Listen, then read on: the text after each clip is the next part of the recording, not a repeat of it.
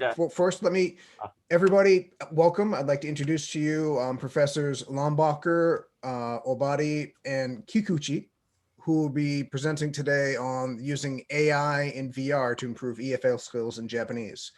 And it seems Professor Lambacher will begin the session with his presentation. So, Professor. Okay, thank you very much, Steve, for that gracious introduction. Our title today is Using AI and VR to Improve the EFL Skills of Japanese. And along with myself, my colleagues Hiroyuki Obari and Hisayo Kikuchi, each of us will be giving about a 10 to 15 minute presentation. I guess you should hold off your questions until the end. This is our outline today for the three speakers. I'm going to start off and talk a little bit about AI history. And then I have a small case study that I will share the results of. Then Obari Sensei has two detailed case studies that he will present, followed up by Kikuchi Sensei, who's going to present the results of a post-training survey, along with some student videos and a short conclusion, and then we'll get into the Q&A period. I'm going to talk briefly about AI, and just in case you're not familiar with the history of AI, and then I'll get into talking about AI speakers or smart speakers.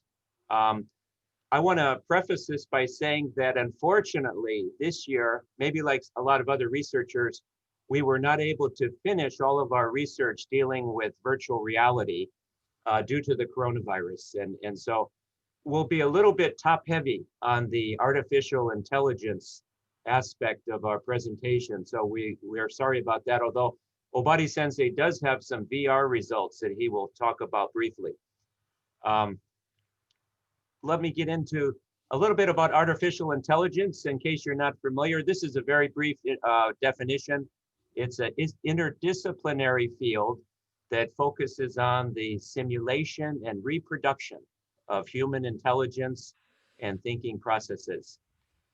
AI is used to describe machines and computers that are able to mimic or approximate cognitive functions associated with the human mind, such as learning and problem solving. Going back through centuries, even in the 17th century, there were scientists who were interested in looking at the brain and human beings and seeing if they could recreate them in their laboratory. So the roots of AI goes back centuries. And but the term AI, artificial intelligence, was first coined at the Dartmouth conference back in 1956. And so these are the founding fathers of AI. I don't know if you're familiar with any of these names. I know Marvin Minsky from MIT.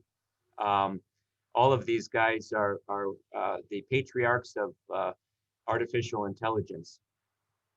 Looking at a timeline of AI, I've highlighted just a couple here you might be familiar with. I just mentioned 1956, the birth of AI at Dartmouth.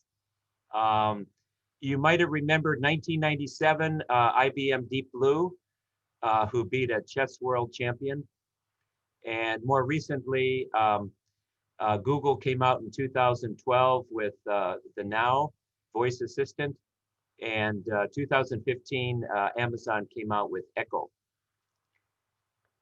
Just another brief outline. I don't want to say too much about AI, although I probably have already. 1950s, AI focused on problem solving. The 60s and 70s moved toward the creation of intelligent robots. The 80s on neural network. The 1990s on internet technology and network environments. And then in the 2000s until recently, more interactive robots, big data, IoT, deep learning, and so forth. Stephen Hawking, the famous scientist who passed away, I guess about a year ago, he said, "The rise of powerful AI will be either the best or the worst thing ever to happen to humanity. We do not yet know which." And Elon Musk, the famous billionaire industrialist, says that AI is a fundamental existential risk for human civilization. At the current rate that it's advancing, AI will one day cross over a threshold, and humans may forever lose the ability to control it. So, like many people, we have our doubts about AI and our fears. But AI, of course, has many upsides and many positive aspects. And one is in education. AI has had a very positive effect so far, we feel, um, although it's not yet ready to replace teachers, which is a good thing for us. But we think of AI as augmenting our, our, our field and our tasks in the classroom. There is a real potential of AI to therefore extend human capabilities and the possibilities for teaching, learning, and research. These are the most frequently used technologies in AI today. I think if you look at things, we're going to talk about virtual assistants with the smart speakers, which involves natural language processing. But recently, Japan has been spearheading self-driving technologies and the robotics field as well. And so AI has been advancing in all of these areas. In looking at the AI speaker, which is the focus of a lot of our presentation today, it's a wireless device with artificial intelligence activated through voice command. And it is a form of a virtual personal assistant. Amazon Alexa and Google Home Mini are the two most popular assistants today. The capabilities of smart speakers can be enabled to develop new personalized skills. And if you look at a timeline of the personal assistants, Apple Siri in 2011 came out.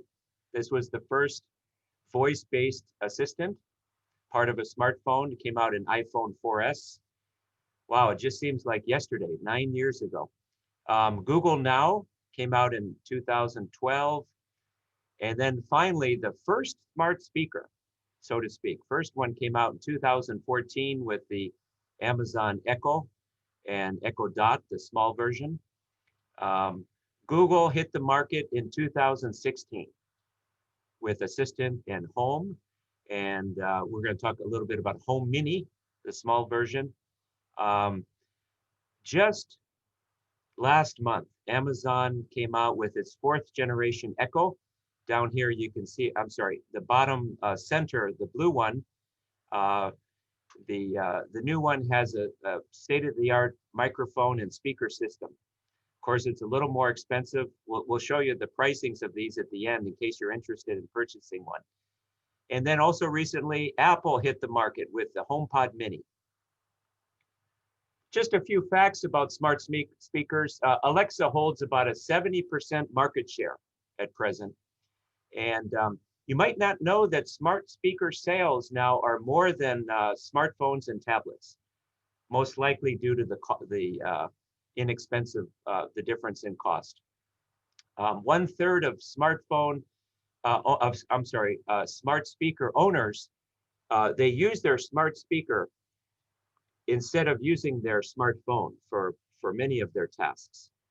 1 in 5 adults in the US now have access to a smart speaker, and that prediction is to increase up to 55% of households by 2022. And but only 4% of the world's population now at present has a smart speaker. These are the common uses, of course, looking for online information.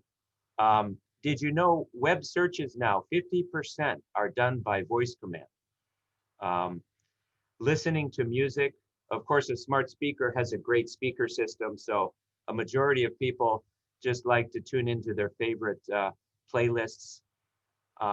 Ordering products, looking for recipes, all kinds of things now that you can do with your smart speaker. And if you look at a breakdown by time of day, early morning, checking the weather in the news and traffic and things, midday, creating lists, shopping lists and things like that. Dinner time, looking for a restaurant to go to, checking out a recipe, family activities, games, and things like that. Okay, now to the case study that I did with my students. Unlike Obari sensei, who carried out some experimental research, this was a pilot study. I wanted to see if the students enjoyed using the smart speaker to improve their English skills, and then perhaps find out which skills did it help the most, and then maybe look at some merits and demerits of using a smart speaker. All of the information was elicited from a open-ended survey that I gave the students after their 4-month experience using the smart speakers at home. These were the students, all freshmen. Their SEFR level was low intermediate, and I had only 8 smart speakers, so I elicited 8 volunteers. And the students were instructed to bring the smart speakers back home and to practice using their speaker on a daily basis, of course in English only. But they were not given any specific guidance as far as exactly what type of questions or what type of dialogue to carry on with their smart speakers. It was all open-ended. I had 4 home minis and 4 Alexas for the students, and basically randomly gave them out to the students. It was carried out last winter, and as I mentioned, they used their smart speakers at home during that 4-month period. The post-training survey, these were the target areas that I wanted to look at. The questions were open-ended, as I mentioned. Did it help improve your English? Which skills did it help the most? And then I gauged their attitudes. Basically, did they like it? What did they like about it? What did they dislike about it? And so forth. One of the questions was about setup problems, no problems except for Wi-Fi trouble. And this was a problem, especially when we tried to practice using the speakers in the classroom before they took them home. So if you're planning to use them, be careful. If you have more than 1 smart speaker, there's Wi-Fi interference, so something to consider. But no other problems were reported. The usage rate of the students, I mentioned they were supposed to use it daily, although I did not say you have to use it for an hour or 2 hours. It was up to them. But unfortunately, only about half the students used it on a daily basis. Some of them used it very rarely, which was quite disappointing. What the students liked most? Well, number 1 was just conversing about daily life related topics, listening to music, checking news and weather, and functional purposes like setting an alarm clock, timers, and then linking it to their TV. What did the students dislike about using their smart speaker? For the most part, nothing, but I did mention the Wi-Fi trouble. A couple students did mention, though, that the smart speaker English was too fast to comprehend. And the other major problem was the students themselves could not be understood by the smart speaker. So it's frustrating to repeat their question over and over. And of course, that was mainly due to their mispronunciation. Some other advantages advantages students mentioned, just the ease of operation. Once it's set up, you have to do basically nothing except for maybe monitor volume. Hey, Google, turn up the volume. Hey, Google, turn down the volume, things like that. So it's quite automatic. The students liked the fact they could practice their English the spur of the moment at any time. They did not have to plan for anything because the smart speaker is set up. Many students live in a small apartment, so probably the smart speaker could even hear them from the bathroom. They could talk to it from any location if they had a small apartment. And so that's kind of interesting. When you have your smartphone and you want to talk through your smartphone, you got to look for your smartphone. You got to pick it up. You got to push buttons. With the smart speaker, none of that. It's kind of seamless, convenient communication that's ubiquitous almost, as long as you're in your apartment. They liked practicing regularly, and they liked that they felt that it could improve their listening and speaking skills. Also, some students used it as a dictionary or encyclopedia whenever they wanted to find out a fact, just like Wikipedia. Hey, Google, when was Obama born? Hey, Google, when did Michael Moore's movie win the Academy Award? You know, any question basically they just thought of randomly at the breakfast table. You know, they liked the fact that they had that as an encyclopedia or a dictionary where they could work on vocabulary development. Shortcomings. Being unable to return for clarification if they misunderstood something.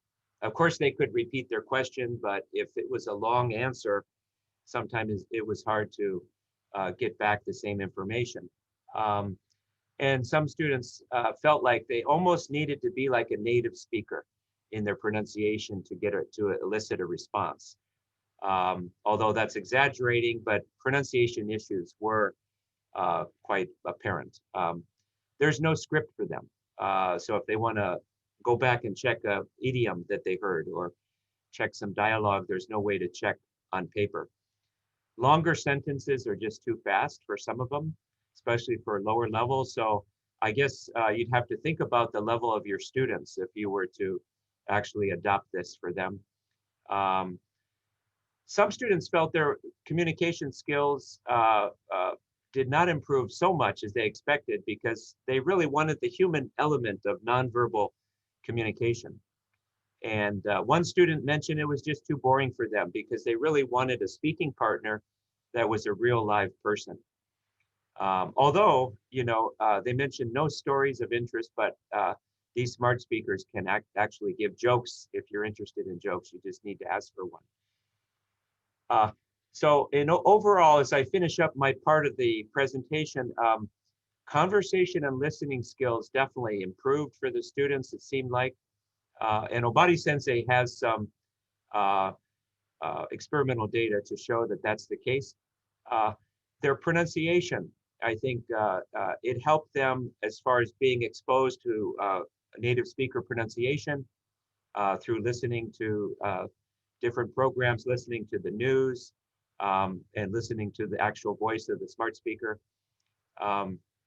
The fact that the students were given responses that were correct from the smart speaker, they felt like, hey man, my pronunciation must not be that bad because I got a correct answer. So that gave them some confidence. I asked the students, would you recommend it to other students? And the majority, 7 out of 8 said yes. As far as teacher recommendations, as I close here, I would say that for speaking and listening, I think it's a good tool, especially for shy students, students that are afraid to ask questions in class. So getting them out of their shell, they're not afraid of a smart speaker that would be on their kitchen table. And so our students who never ask questions, this is a good way to get them to practice asking questions. So if you do plan to adopt one of these, it might be good to, you know, create a list of questions that they could practice beforehand.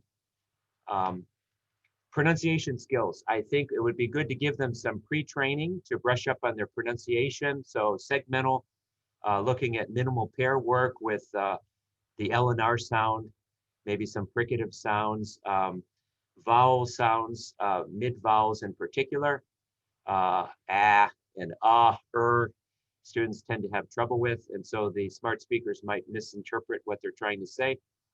Maybe a little bit of super segmental practice might help too.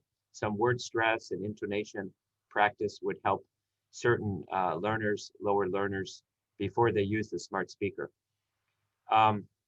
Well, if you're interested to purchase these for your students or actually recommend for your students, you can see the Home Mini you can basically get for the cost of a textbook, roughly 3,000 yen.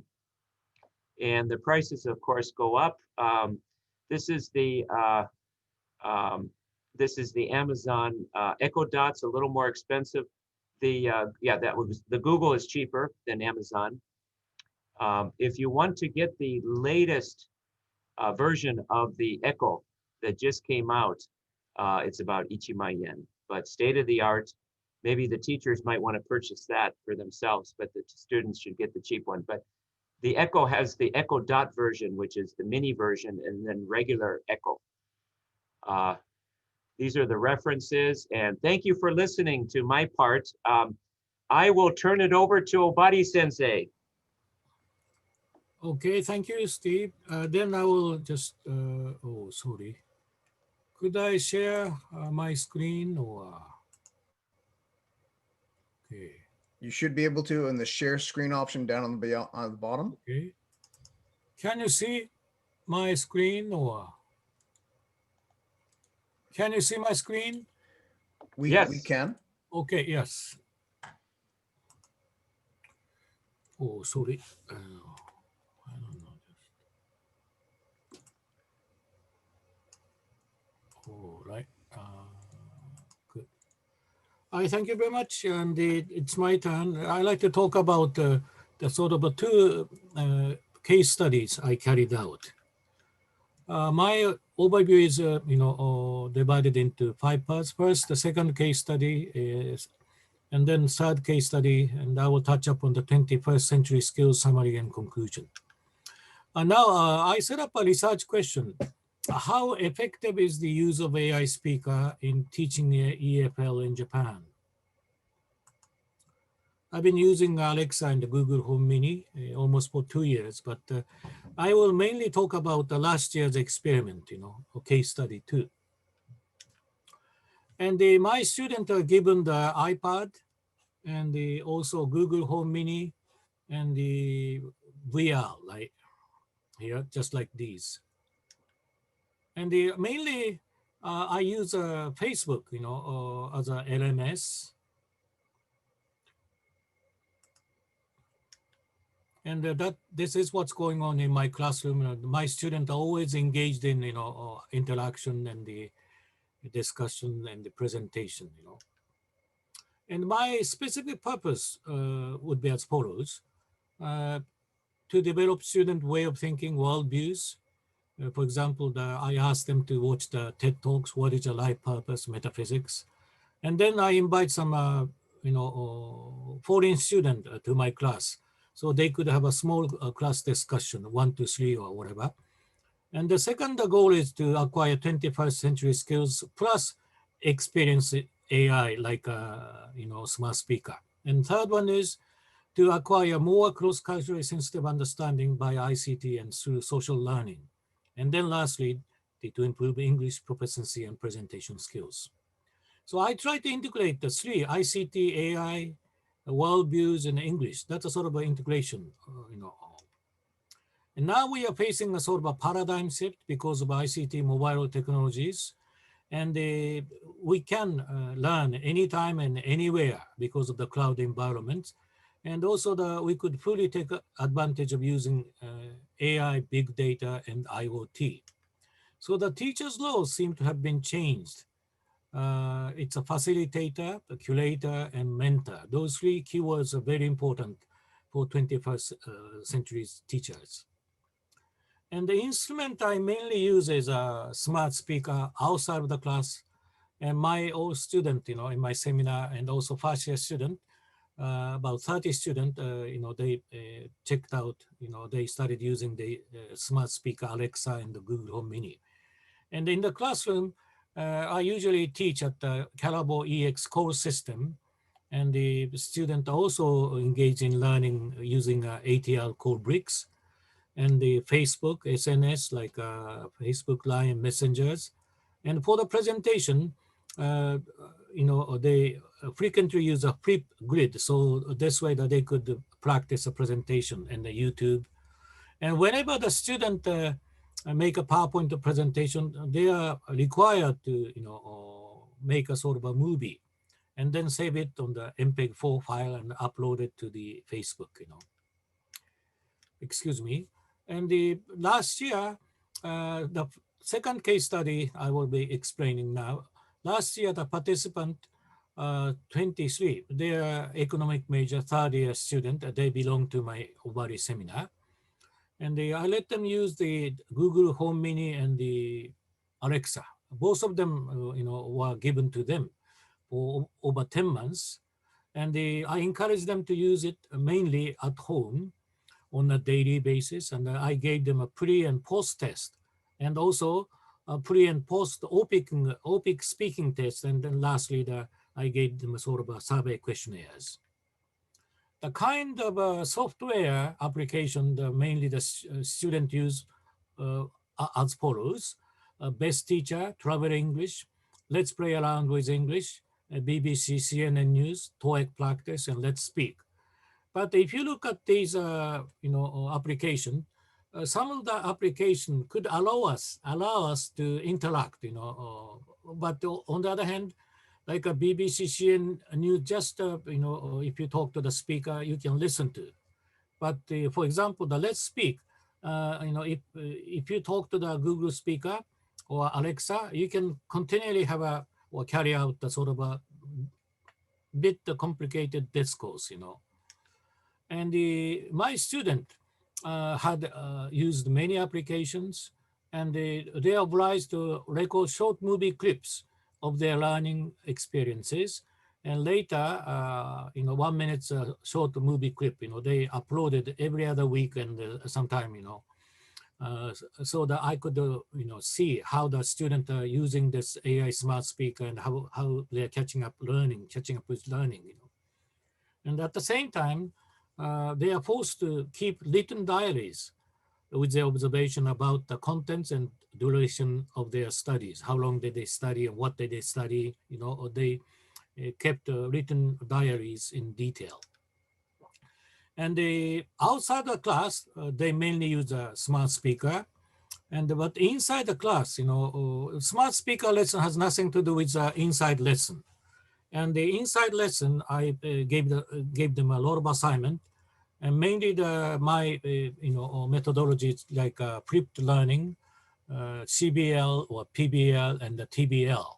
So students are highly engaged in presentation, discussion, interaction. Now that we are using Zoom, because of the COVID-19, this is how it goes.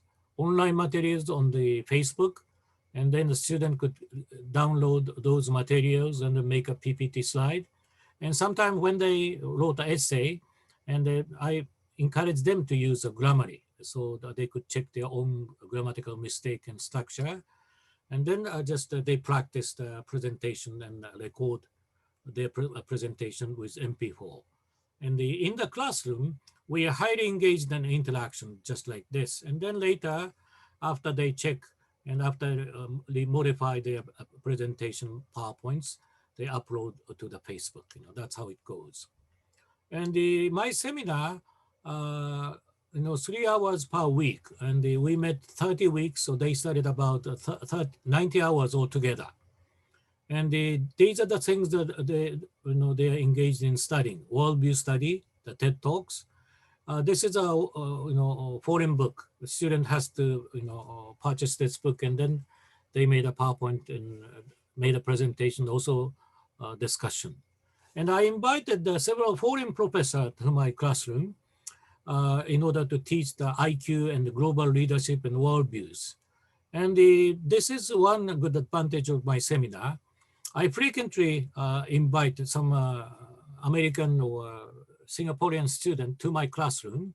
So about 8 to 10 students, they could come and visit and interact with my students so they can practice, or my student gave a presentation. So those native speakers, they could check my student presentation with a smart evaluation called peer eval. Later I will explain.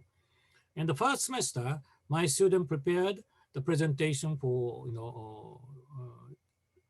study trip. We often go to the Singapore to have a language exchange. So, and then 10 days, last year they stayed in Singapore to have a sort of a joint seminar. And for the second semester, they highly engaged in the sort of a challenge-based learning, group project presentation. They did, presentation twice, okay? And as for the teaching the worldview, I invited some famous professor from University of Oxford. She came to our campus twice, and I videotaped her lecture and uploaded on the Facebook. And then this one is also one invited professor from Singapore. He gave us a lecture about cross-cultural issues, and I videotaped his lecture. I uploaded on the Facebook. And it's easy to teach the surface culture, but sometimes shallow culture and deep culture, we cannot observe, we cannot see. So this part is a little bit difficult to teach. So that's why I try to integrate the teaching of worldview to this cross-cultural teaching. And last year I invited Professor Weekly. He talked about CQ, global leadership, and worldviews, just like this. I videotaped his lecture. So this year, even during the COVID-19, we could use his lecture.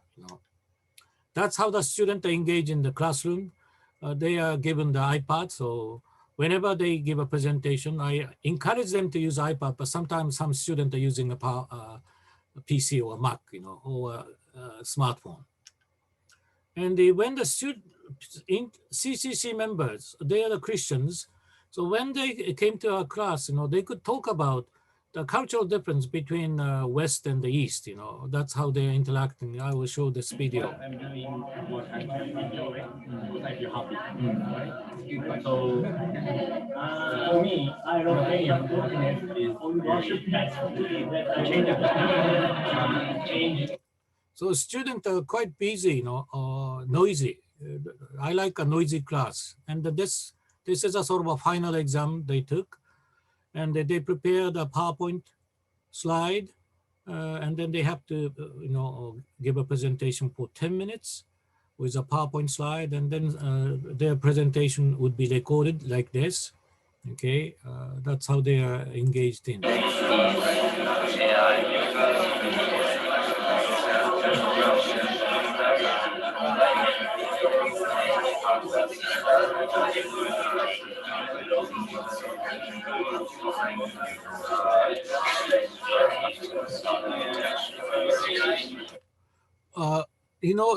Whenever the student gave a presentation, we have to always assess.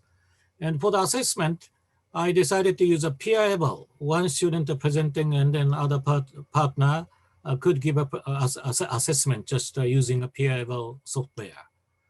And if we use a peer eval software, and you see in terms of 6 categories from coherence to structure, and suppose one student is giving a presentation, other student assessing at the same time.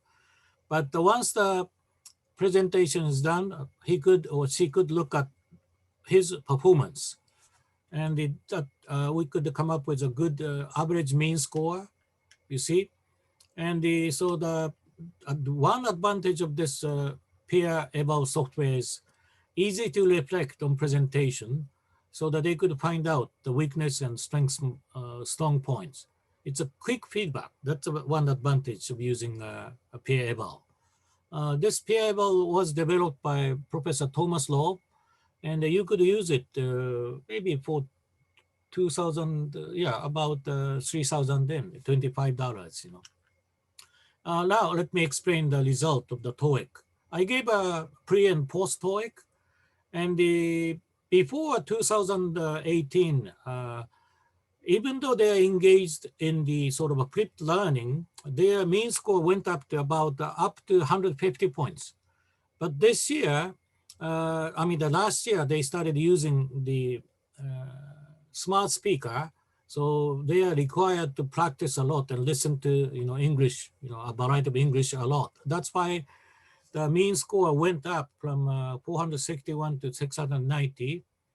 CFL A2 to B1, about 229 points. And as for the speaking test, 3.9 to 4.7.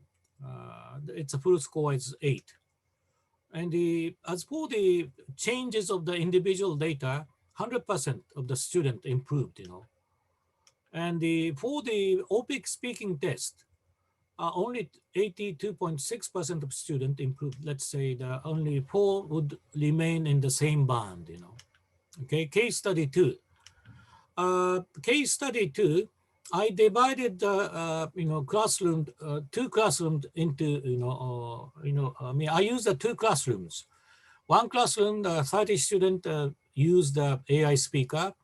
The other, half student, 29 students, they didn't use the smart speaker, but instead they are engaged in e-learning, more or less ATL core bricks to study TOEIC and other things, And as far as the pedagogy is concerned, for these 2 classes, and whether they use the AI speaker or non-AI speaker group, they engaged in online learning like a TOEIC and etc. And other lessons are exactly the same. And now the result is, as for the AI speakers class, they improved up, the mean score among 30 from 407 to 604. The mean score improved from about 197 points, whereas a non-AI speakers class, they improved 151 points, Okay, that's the result. But if you look at the changes to the individual data, AI speakers group, only 2 students, did not progress, did not make any progresses. But for the non-AI speakers group, you see the 7 students are not progressed at all. And so the assessment, I usually, give a pre and post test and the pre-grid presentation. And I calculated the peer eval assessment, and then assignment, movie clips, and the reflection and engagement. Those are sort of a total, assessment. Final, based upon this assessment, I usually give a grade. So as for the questionnaire, is it useful to use AI speaker for learning English? 81% said so. Is it useful to use AI speaker for listening?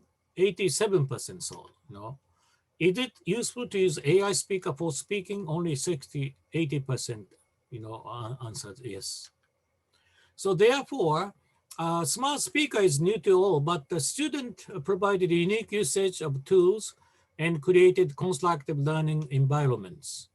So the research question I set up is, it could be useful for learning speaking and listening, not reading or writing, And let me just briefly introduce a short comments, feedback comment. Speaker 1 said, and I could set up an AI speaker to a particular time to make a study a part of my daily routine. And Alexa has many useful applications. Speaker 2 said, I was more motivated and I was more exposed, and also AI speaker was a significant advantage of using, an AI. So my conclusion is a sort of integration. Of course, just like inviting many foreign speakers to my class, and they have to have a small group discussion. They have to highly engaged in the discussion. At the same time, when they are studying outside of the class, AI speaker would be very useful to practice listening and speaking. Okay, and also my student carried out experiment with VR. That's what the student made, and so they found out there's a lot of fun to study English with VR because they could have travel around the world, or also they could use Google Maps and so on. And my student found out this software, Smart Tutor. In the future, glasses with Alexa will be coming, And this year on, Immerse company, they started selling this VR English education. Just I'll introduce you. Virtual reality language learning platform, connecting students with live English teachers in amazing virtual reality locations. Imagine walking on the Santa Monica Pier with your English teacher, hailing a cab together in Times Square, or practicing a business meeting in a Silicon Valley office. We ship you a virtual reality headset with our app pre-downloaded on it. And in less than 60 seconds, you can log in, plug in your lesson code, and begin speaking with the top English instructor. It's that simple. Learning with Immerse takes you from memorizing textbooks to practicing real-life conversations that matter most to you. Backed by research from some of the brightest minds in language education, our immersive method dramatically increases language retention while boosting enjoyability? So I would say that this would be a future, project. I think this year or next year, I think we're going to launch this project, And then just I skip this and the 21st century skills. And as far as my pedagogy is concerned, we have to emphasize, the higher order thinking skills. These higher order thinking skills are very important, nowadays for the 21st century learning. And so the collaboration and the engagement, are keywords. I cannot do it myself, but so that's why we have to be in collaboration in teaching. So in conclusion, I would say for the education, especially for the 21st century, it's sort of blended flipped learning, and the integration with AI, the hybrid learning should be emphasized so that we could train the student mind. So consequently, the student could be a sort of autonomous learners. In conclusion, I quote Einstein's, this is what Einstein says, I quote, "Education is what remains after you have forgotten what you have learned in school." So I think we have to be keen on how to think through, or how we should teach the student how to learn thoroughly and think through. And then finally, let them find out the real meaning of life or life purpose, And this work, our project work was supported by Soken Grant and also GSPS Kaken, okay? Thank you very much for your patience. Now, let's me move, turn on to the Kikuchi Sensei. Kikuchi Sensei, okay, thank you. Okay, thank you very much, Obari Sensei. May I share my screen? Okay, can you see my screen? Yes? Okay, let me begin my presentation. Before I start my presentation, may I demonstrate how to use AI speaker, smart speaker with my iPhone? Okay. Hi, Alexa, can you hear me? Hello. As the days get shorter, it's the perfect time to curl up and enjoy some good stories. And I have some I'd love to share with you. Okay. Just say, tell me a story. All right, Alexa, can you hear me? Alexa, can you hear me? Yes, I can hear you. Alexa, I'm very lonely. I'm sorry to hear that. What should I do?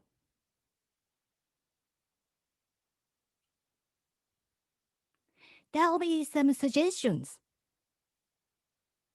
Alexa, can you hear me? Alexa, can you hear me? Actually, Yes, I'm okay. here.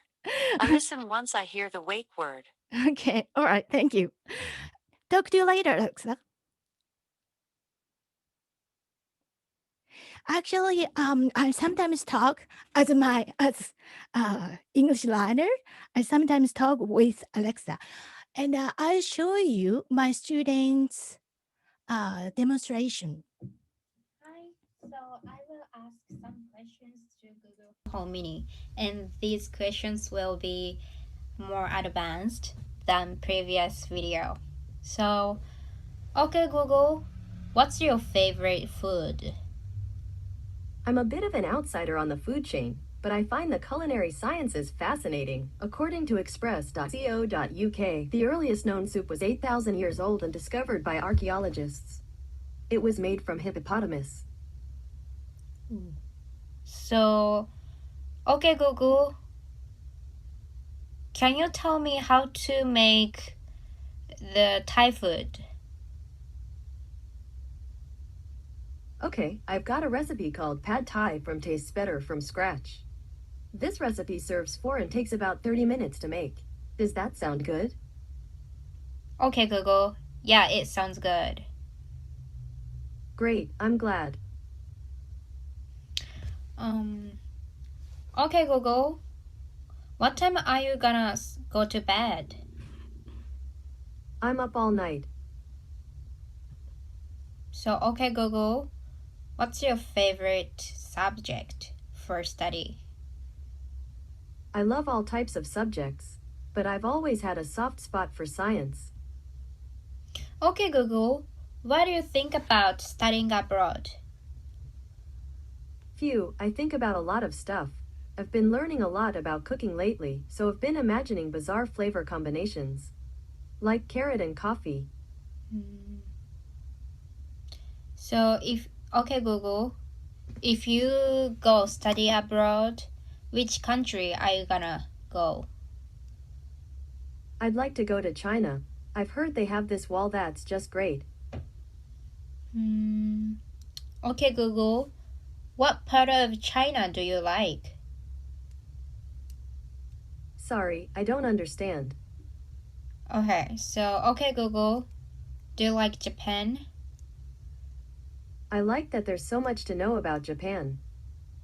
Okay, Google, do you know about Japan a lot?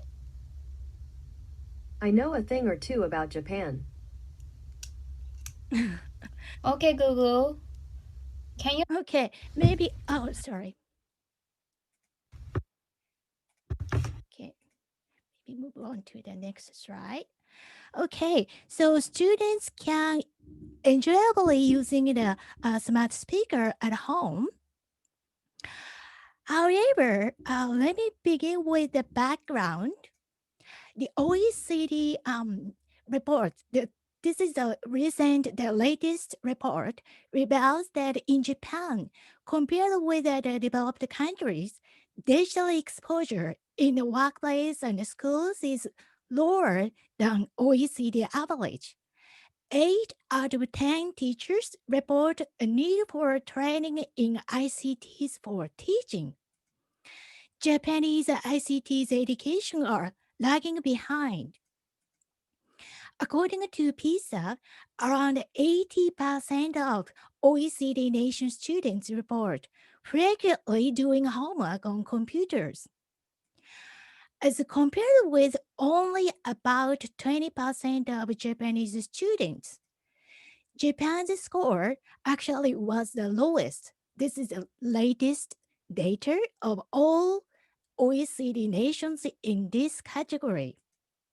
Yet, about 70% Japanese students report daily participation in online chat groups. Compared to the OECD average of 50%. In this category, interestingly, Japan's score was the highest of all OECD nations.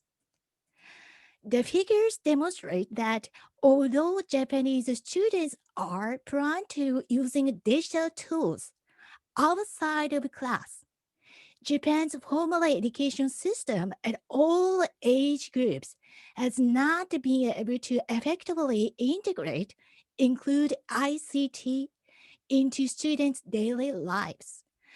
Whereas many students entering the university today have a high level of exposure to digital media and technologies, they are not ready to cross the bridge between personal use and formal use of technology. The concept gained currency with past 1980 students who grew up with the internet and who are inherently digital savvy, leading to introduction of new terms as you might know, such as digital natives, digital immigrant, millennials, Generation Y, Generation Z, and ISM. However, while those concepts have been generally accepted, empirical evidence shows the opposite. Digital media issues and problems reported in higher education have drawn the attention of researchers. In most cases, researchers reported that the new generation of Japanese university students has, in general, low computer skills.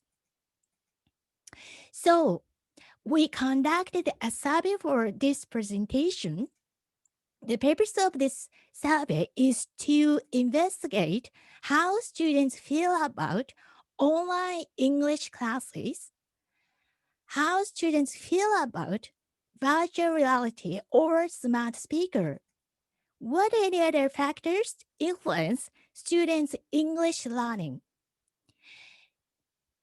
So the main purpose of this survey is to reveal potential for adaptability of new devices, such as VR and smart speaker. This is a study procedure. First of all, three of us, Obari sensei and Lambacher sensei and me, discussed what factors should influence students' learning. And item development, based on the discussion, we created 19 questionnaire items. The survey was conducted in July and August this year, around the end of the first semester of this year. 261 university students in 5 different departments and 2 universities replied. Half of the participants are first-year students. Half of the gender is boys. Okay, some of the interesting results I'm going to show you.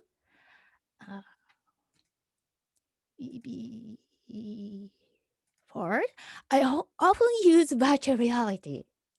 Most students have never used virtual reality before. I have created virtual reality movies by myself. However, some of the students created before, very low number, but some.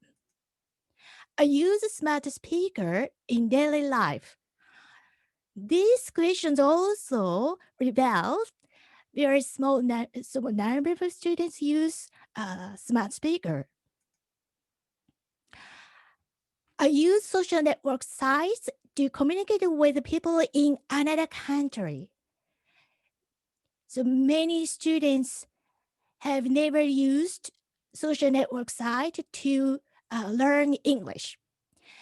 However, on the other hand, I visit or search social network site in English. Many students have visited English website before.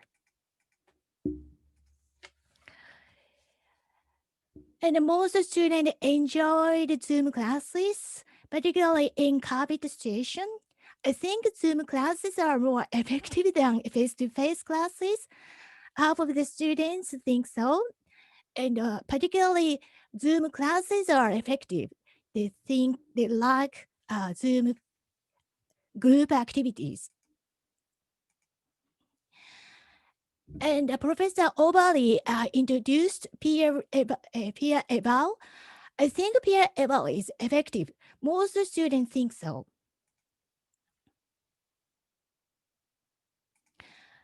Okay, and I enjoyed classes with overseas visiting professors. Many students think overseas visiting professors are enjoyable sessions. Okay. The summary of the results, I conducted factor analysis. These are very, okay. So 4 factors that we can see: effectiveness of visiting professors, effectiveness of Zoom classes, effectiveness of media devices, and the experience of virtual reality. So these 4 are really related to very effectively. So that's all my presentations. Thank you very much. Okay. So if you have any questions, could you please ask us?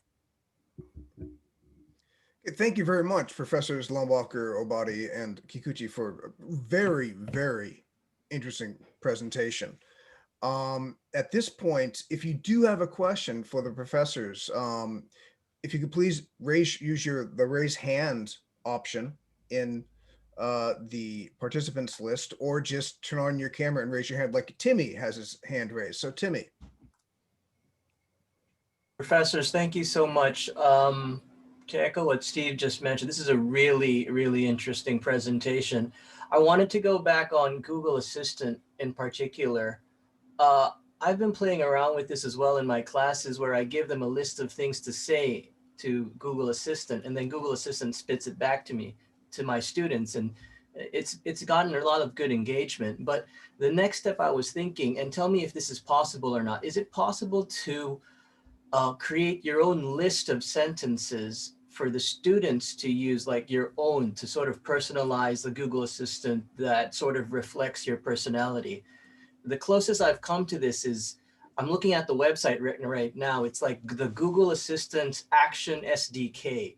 And that basically stands for the software development kit. I might be completely off on this, I'm not sure, but I don't have enough programming knowledge to confirm whether this is the right direction that I'm taking. But in both practical and theory, what do you think about this?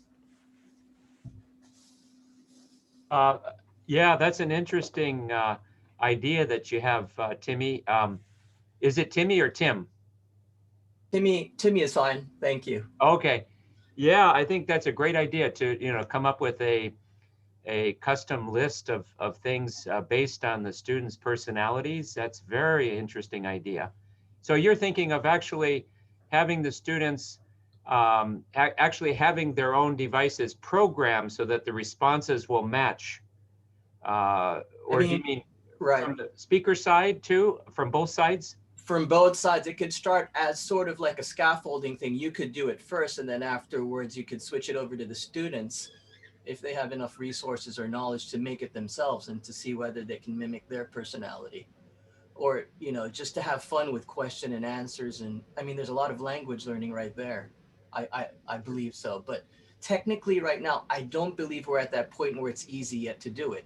Like an example would be, everybody used to have to learn HTML to make their website. It was a pain in the ass. But now everybody seems to just make websites in like a second. Same thing applied to this type of technology. Yeah. May I tell some points? Go for it. Okay, sorry. Actually, I'm not sure about Google, but Alexa can do. Alexa can, you can teach Alexa the skills.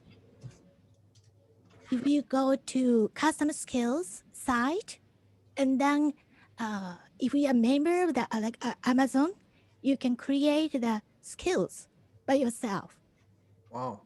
That's very interesting. Thank you. Custom skills is the Yes. keyword? Yes, custom skills. Yes. Okay. Yes, it's for free.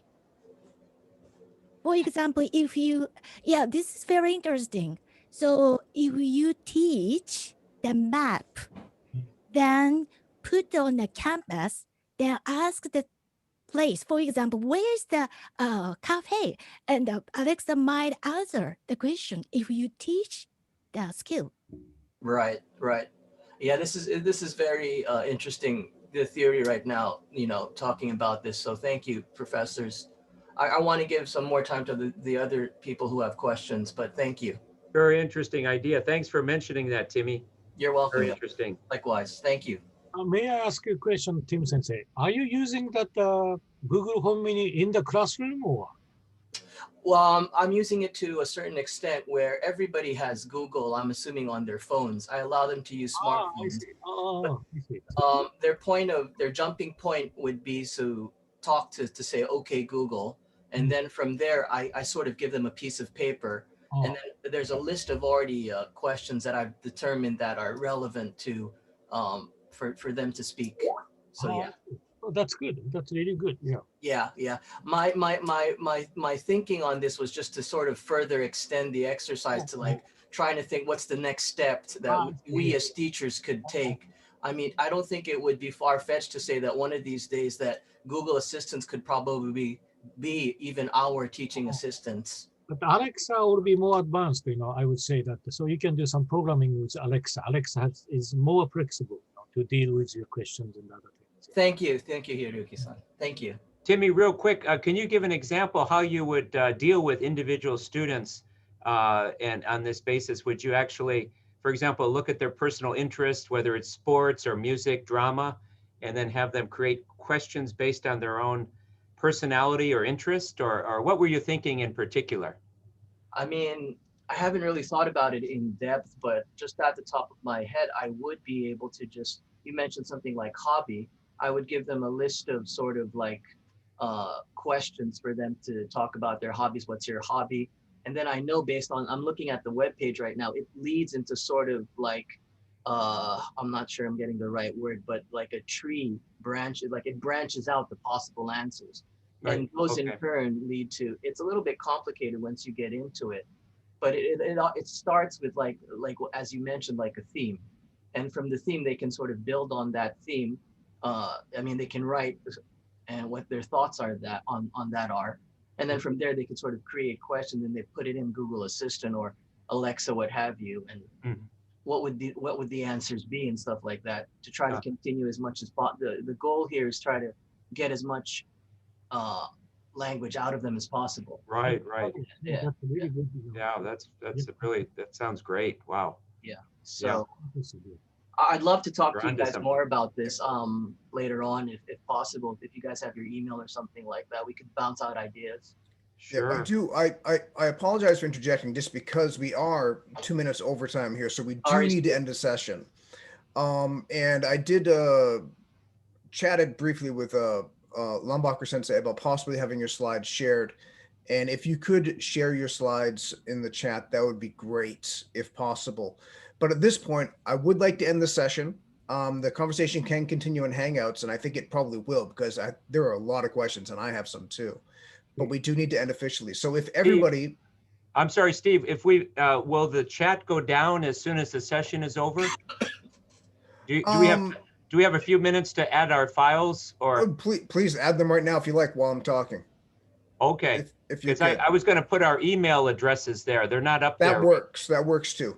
That works too. So it would take a couple minutes to add our email. Is that okay? Or Yep. Do you need to close down real quick? Nope. Go ahead and pop them in there. Okay. All right. I'll try to. I mean, because Obari, the chat will exist after the video ends, so it's fine. Okay.